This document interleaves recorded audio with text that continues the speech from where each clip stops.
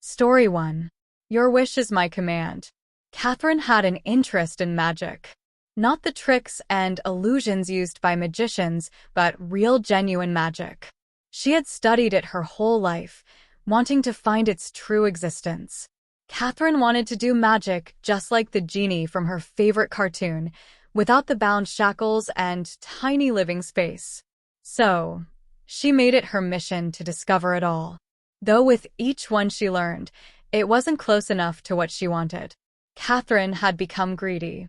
On a whim, she decided to start looking at antique stores in her area, bracelets, rings, tiaras, and earrings, anything that could have been enchanted.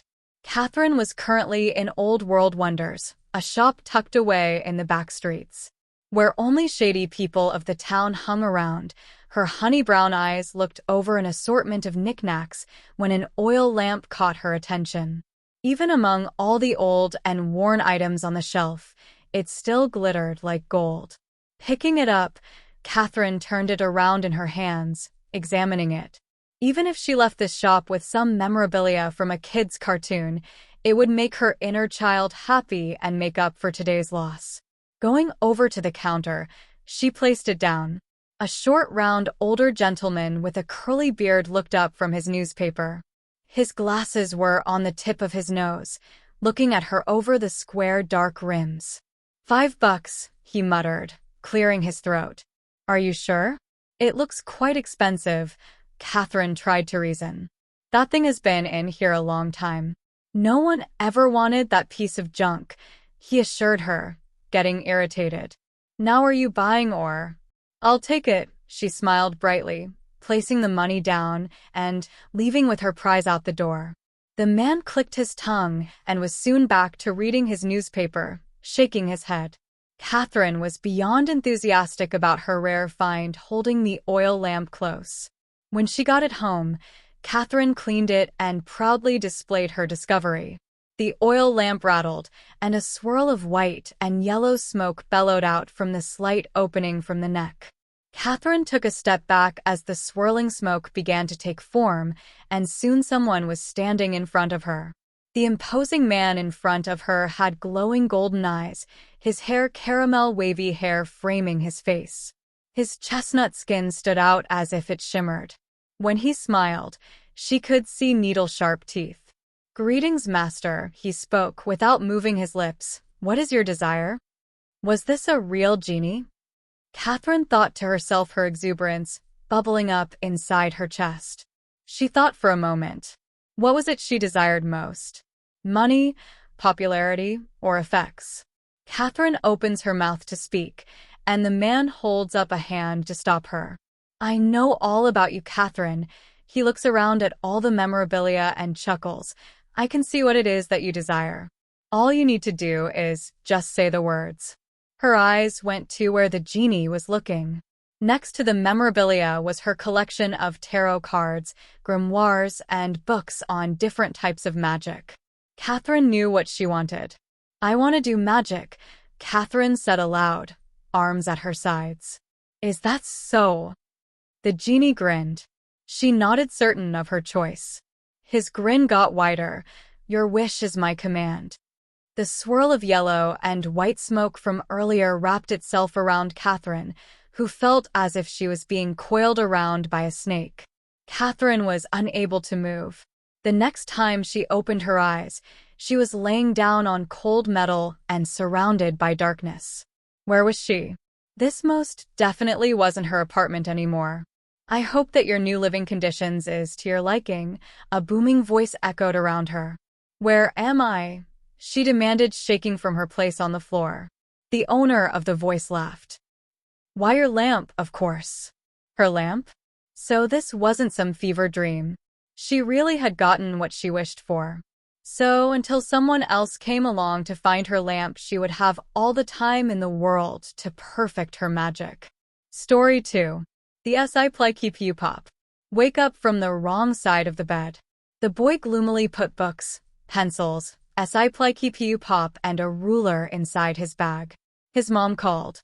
He went downstairs, ate breakfast, and got to school. The way to his school only includes a block, a police's office, and a dark tunnel. Thus, he called it as some kind of exercise. It was a nice day with birds singing, people jogging, the leaves dancing on the trees. The sky was bright blue and clear. He walked through the block, politely nodded with a police officer at the office, and headed to the final part. The dark tunnel actually was a long dirt road under a concrete bridge which always made him nervous going through. It's not that he was scared of its extremely absence of humans, or that some imaginary dark creatures hiding under the bridge will come out and swallow his flesh. Suddenly, he heard a call from his back. The bullies must have known that he would be here at this time. They smirked, tapping on his shoulder as a signal. They want his money. Took out the pocket, the boy gave them all $20 his mother gave him. He hated the bullies to their guts. He wished he could crush one of their proudly stupid faces into pieces, then let the rest watch with all eyes open, filled with deepest inner fear. The money didn't please them. They wanted to enjoy more suffering from the weak little kid. So they pushed him so hard he fell off the ground. For some reason, this time, the boy didn't cry, didn't shout or beg for mercy. He kept a straight face as something inside told him that he had an upper hand. Obviously, those kids got really mad. For what reason? He wondered while they took his bag, held it upside down, and made all the things inside fall off the ground.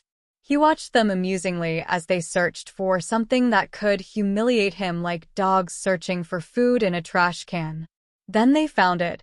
They found the psychologicalmanipulation. What the hell is this? One of the kids asked. Don't open it, he said. Of course they didn't listen. The things opened and a demon calmly came out of it. It looks at him and the bullies. Those eyes were pitch black with a little in the middle that looked like a drop of blood. It walked toward the kids as they ran away, most of them. One of the bullies was too afraid to move. That's why he died. The demon's dark aura covered him, sucked his blood out through his mouth, nostrils, and eyes. The suction was so powerful that it tore his face out, piece by piece. The scream of agony and terror was so loud and disturbing that it scared off the bird from the forest nearby.